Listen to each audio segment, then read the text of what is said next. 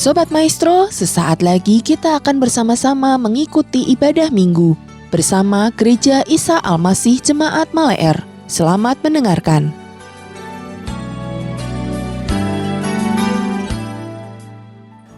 Shalom Bapak Ibu Saudara-saudara yang dikasihi Tuhan. Jumpa lagi di dalam hari Sabat Tuhan di mana kita boleh bersama-sama merenungkan firman Tuhan. Mari kita akan berdoa terlebih dahulu. Bapa di surga, kami bersyukur untuk hari ini yang Tuhan jadikan, di mana kami masih diberi kesempatan untuk beribadah bersama-sama. Tuhan, sekiranya Tuhan yang akan bersabda buat kami semua, menyampaikan apa yang menjadi kehendak dan isi hati Bapa, sehingga firman Tuhan boleh menjadi pedoman dan penuntun dalam hidup kami. Di dalam nama Tuhan Yesus kami berdoa dan mengucap syukur. Amin. Bapak Ibu, saudara-saudara yang dikasihi Tuhan, selama bulan ini kita berbicara tentang bagaimana kita mengalami janji-janji Tuhan. Dan secara khusus di minggu ini kita akan membahas tentang tema keluar dari zona nyaman. Mengawali perenungan kita, saya akan membacakan dari Yesaya pasal 43 ayat 1 dan lanjutkan dengan ayat yang ke-7. Firman Tuhan berbunyi, "Tetapi sekarang beginilah firman Tuhan yang menciptakan engkau, hai Yakub, yang membentuk engkau, hai Israel. Janganlah takut, sebab aku telah menebus engkau, aku telah memanggil engkau dengan namamu, engkau ini kepunyaanku." Ayat yang ke-7, "Semua orang yang disebut dengan namaku, yang kuciptakan untuk kemuliaanku, yang kubentuk dan yang kujadikan." Amin. Bapak Ibu Saudara-saudara, hidup ini bukanlah tentang diri kita, tetapi tentang Tuhan. Hidup ini adalah tentang bagaimana kita memuliakan Tuhan.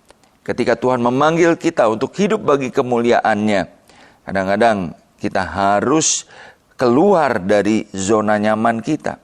Ada banyak hal di dalam hidup kita yang harus kita singkirkan supaya kita dapat memuliakan Dia. Ada sebuah kisah Bapak Ibu tentang 2 biji benih yang jatuh ke tanah. Biji yang pertama berkata, saya mau menjadi pohon yang besar. Tetapi untuk menjadi pohon yang besar itu, dia harus memaksa diri untuk menembus kulit biji yang keras. Bapak Ibu, biji atau benih itu biasanya punya kulit yang keras untuk melindungi dia dari lingkungan yang keras, lingkungan yang ekstrim. Dan kemudian dia harus mengeluarkan tunas. Dan kemudian setelah berhasil menembus kulit yang keras itu, maka akar-akarnya harus berusaha mencari sumber air. Dia menjulurkan akar-akarnya itu ke kedalaman tanah dan lewat perjuangan yang berat menemukan sumber air, menemukan sari-sari makanan. Pada akhirnya dia bisa bertumbuh dan menjadi pohon yang besar dan menghasilkan buah yang banyak. Tetapi benih yang satu, dia berpikir, sulit ya untuk menembus kulit biji yang keras ini. Kemudian dia juga berkata, saya takut kalau saya harus menjulurkan nanti akar saya ke tanah yang dalam, ke tempat yang gelap. Saya tidak tahu apa yang akan terjadi di tanah yang gelap itu. Dan benih itu berkata, saya memilih untuk tetap saja diam, menunggu saat yang baik. Bapak Ibu, saudara-saudara, apa yang terjadi dengan benih yang kedua itu? Beberapa hari kemudian, seekor ayam mengais-ngais tempat itu dan dia menemukan benih itu. Benih yang kedua itu. Si ayam mencaplok benih itu, maka habislah riwayat daripada sang benih. Bapak Ibu, saudara-saudara, seringkali kita dihadapkan pada pilihan dalam hidup ini, yaitu hidup di dalam zona nyaman kita dan tidak ada sesuatu pun yang berdampak dari hidup kita bagi orang lain. Atau kita bersedia keluar, meninggalkan zona nyaman kita untuk hidup sesuai dengan destiny atau panggilan Tuhan di dalam hidup kita. Sehingga kita dapat menjadi berkat bagi orang lain dan memuliakan Tuhan. Kita akan melihat perjalanan hidup seseorang yang awalnya berkeras untuk tetap berada di zona nyamannya. Tetapi kemudian ketika dia mengizinkan Tuhan bekerja di dalam kehidupannya, dia dapat menjadi alat Tuhan yang luar biasa. Dia adalah Musa, Bapak Ibu. Kita dapat membaca kisahnya nanti di dalam Keluaran pasal yang ketiga dan pasal yang keempat. Tetapi kita mengambil garis besar kisahnya di dalam Ibrani pasal yang ke-11 ayat yang ke-23. Ibrani 11 ayat 23 dikatakan demikian. Karena iman, maka Musa setelah ia lahir disembunyikan selama 3 bulan oleh orang tuanya. Karena mereka melihat bahwa anak itu elok rupanya. Dan mereka tidak takut akan perintah raja. Saya akan membacakan ayat ini dari versi firman Allah yang hidup. Di situ dikatakan juga orang tua Musa beriman pada waktu mereka mengetahui bahwa Allah mengaruniakan kepada mereka seorang anak yang luar biasa. Mereka percaya bahwa Allah akan meluputkannya dari kematian yang diperintahkan oleh raja. Lalu mereka menyembunyikan Musa selama 3 bulan tanpa rasa takut. Bapak, Ibu, saudara-saudara, kita dapat melihat bahwa Musa ini adalah sosok yang luar biasa. Kalau Bapak Ibu membaca kisah dari Keluaran, maka kita menemukan Musa adalah mungkin sedikit dari orang-orang yang terluput dari pembantaian Firaun atas kelahiran orang-orang Yahudi, orang-orang Israel pada zamannya. Seperti di dalam Ibrani 11 tadi dikatakan bahwa orang tua Musa beriman menyembunyikan dia selama 3 bulan. Dan dengan itu dia diluputkan dari kematian. Tidak hanya itu, dia juga beruntung ketika kakaknya Miriam menghanyutkan dia di dalam sebuah keranjang di Sungai Nil, yang kemudian ditemukan oleh putri Firaun. Bapak Ibu, bagaimana jika keranjang yang dihanyutkan di mana Musa berada di dalamnya itu tidak kelihatan oleh putri Firaun, atau waktunya tidak pas ketika putri Firaun itu mandi di tepi Sungai Nil? Tentu keranjang itu akan terus hanyut ke laut. Dan terlebih Musa adalah satu-satunya orang Ibrani yang menjadi pangeran Mesir, yang mendapat didikan dan segala kemewahan Mesir. Bapak Ibu, ini sebuah privilege atau hak istimewa yang dimiliki oleh Musa. Tetapi kita tahu kisahnya, karena kesembronoannya, maka Musa membunuh seorang Mesir sehingga dia harus melarikan diri ke negeri Midian, di mana tidak seorang pun mengenal dia. Dan kemudian di negeri Midian itulah selama 40 tahun Musa, walaupun tidak dalam kemewahan, tetapi dia sudah membangun zona nyamannya. Musa sudah berumah tangga, punya anak, dia mengurus ternaknya sendiri. Dan mungkin Musa berpikir dia akan pensiun dengan predikat sebagai peternak yang sukses di Midian. Sampai pada suatu ketika Tuhan datang di dalam semak belukar yang menyala tetapi tidak terbakar. Tuhan memanggil kembali Musa untuk menjadi utusannya. Tuhan memanggil kembali Musa untuk memenuhi panggilan hidupnya atau destiny ilahinya. Tetapi Musa menolak, Bapak Ibu. Kalau kita membaca di dalam Keluaran pasal yang ketiga, ada begitu banyak alasan yang Musa ungkapkan kepada Tuhan. Dia berkata, Tuhan, saya ini sulit untuk berkata-kata. Tuhan, nanti kalau orang Israel berkata, siapa Allah yang mengutus kamu? Bagaimana kamu ketemu dengan Allah? Tuhan, saya nggak bisa bicara. Bapak Ibu, banyak sekali alasan yang Musa ungkapkan untuk menolak utusan Tuhan itu. Karena apa? Karena pada dasarnya Musa sudah merasa nyaman dengan keadaannya sekarang sebagai penggembala domba. Dan Bapak Ibu, Musa banyak berdalih terhadap pengutusan Tuhan itu.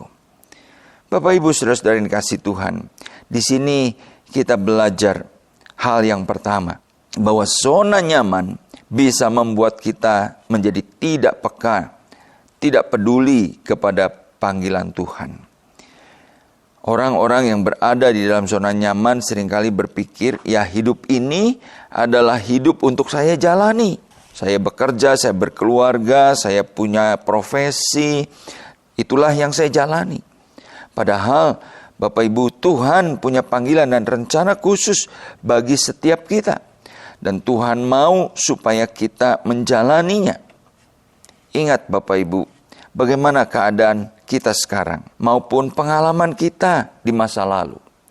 Mungkin ada di antara Bapak Ibu Saudara yang hari-hari ini hidupnya begitu diberkati dengan segala fasilitas, begitu diberkati dengan intelektual, dengan skill yang baik, begitu diberkati dengan segala fasilitas. Bapak Ibu, ingatlah bahwa tujuan Tuhan memberikan semua itu bukan semata-mata untuk kesenangan dan kenyamanan kita. Kalau mungkin Bapak Ibu di masa yang lalu pernah mengalami sakit yang parah, pernah mengalami satu situasi musibah di mana sebetulnya Bapak Ibu saudara-saudara hampir tidak tertolong. Tetapi Tuhan dengan kuasa-Nya, dengan mujizat-Nya meluputkan Bapak Ibu saudara-saudara dari sakit yang parah, dari musibah yang luar biasa itu. Ingatlah bahwa semua itu Tuhan izinkan. Semua itu terjadi bukan semata-mata hanya untuk kepentingan diri kita. Hanya untuk sekedar memperpanjang hidup kita. Tetapi Tuhan punya maksud dan rencana yang lebih besar untuk kemuliaan-Nya. Oleh karena itu jangan biarkan kita membangun benteng kenyamanan kita sehingga kita tidak mau keluar dari dalamnya untuk melakukan apa yang menjadi kehendak Tuhan.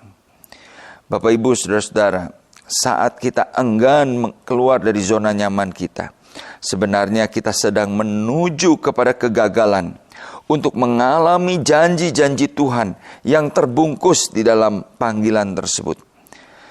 Kita sedang menuju kepada kuburan dari potensi kita dan pengalaman iman kita bersama dengan Tuhan. Bapak Ibu, Tuhan memanggil Musa bukan hanya sekedar untuk menjadi pembebas bagi bangsa Israel. Tetapi terlebih daripada itu, ada janji Tuhan di mana kemudian Musa menjadi seorang nabi besar. Melalui tangannya, melalui mulutnya, dia melakukan banyak perkara yang memuliakan nama Tuhan. Betapa sayangnya kalau Musa menolak panggilan Tuhan pada saat itu. Tetapi Bapak Ibu, Musa pada akhirnya bersedia untuk keluar dari zona nyamannya untuk meraih janji-janji Tuhan tersebut. Jadi Bapak Ibu saudara-saudara, mari kita keluar dari zona nyaman kita. Jangan tinggal tetap di dalam benteng kenyamanan itu. Tetapi mari kita semakin peka apa yang menjadi kehendak Tuhan di dalam kehidupan kita. Hal yang kedua yang kita belajar dari bahaya zona nyaman ini adalah zona nyaman membuat kita menjadi orang yang egois dan hanya mementingkan diri sendiri. Sehingga hidup kita bukan lagi untuk memuliakan Tuhan.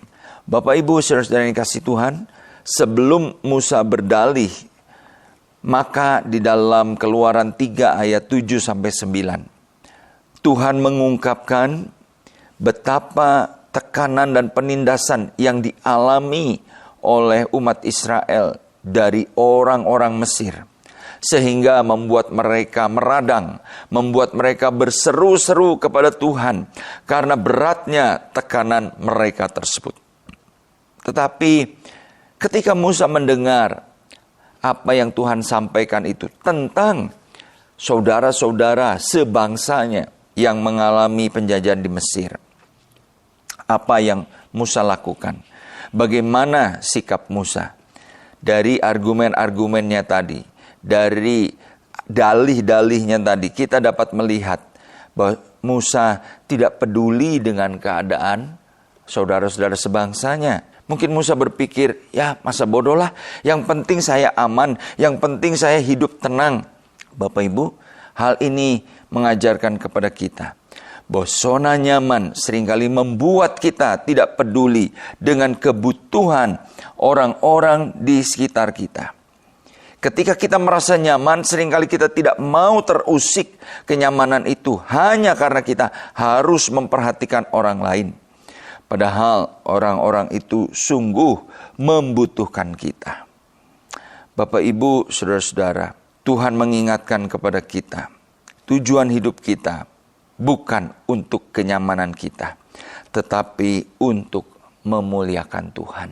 Tuhan memberikan kepada kita, menaruhkan orang-orang di sekeliling kita yang membutuhkan kita, supaya kita terlibat di dalam sesuatu, di mana hal itu bisa membuat kita keluar dari zona nyaman kita, yang membuat kita kemudian harus melakukan banyak hal yang sulit.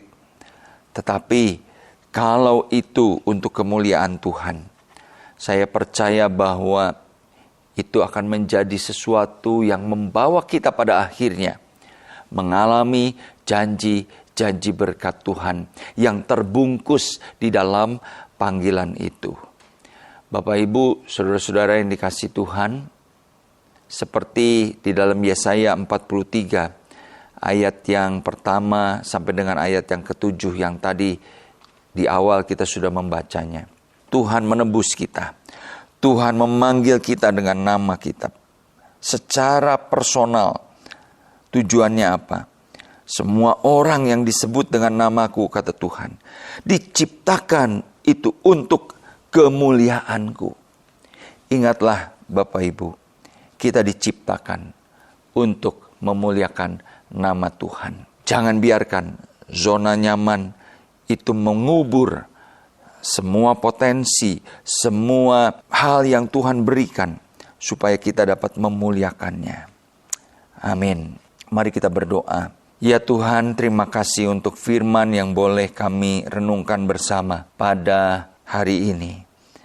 Hamba berdoa Tuhan, kalau saat ini kami mengabaikan panggilan Tuhan, kami tidak peka kepada panggilan Tuhan, karena kami lebih suka berada di dalam zona nyaman kami.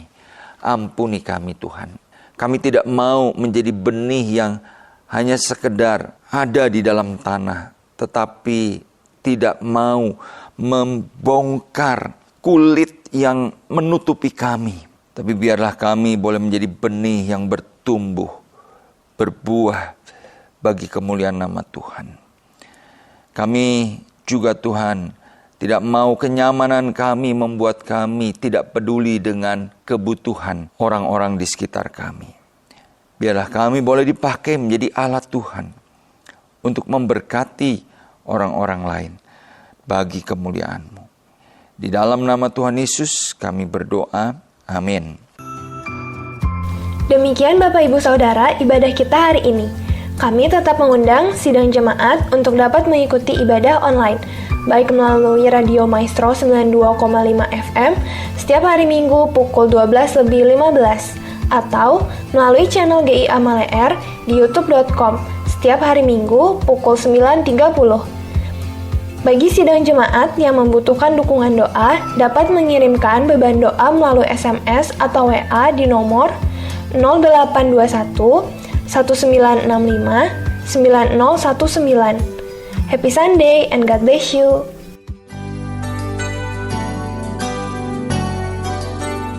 Sobat Maestro, Anda baru saja mendengarkan ibadah minggu bersama Gereja Isa Almasih Jemaat Maleer. Terima kasih atas kebersamaan Anda. Selamat hari Minggu dan Tuhan memberkati.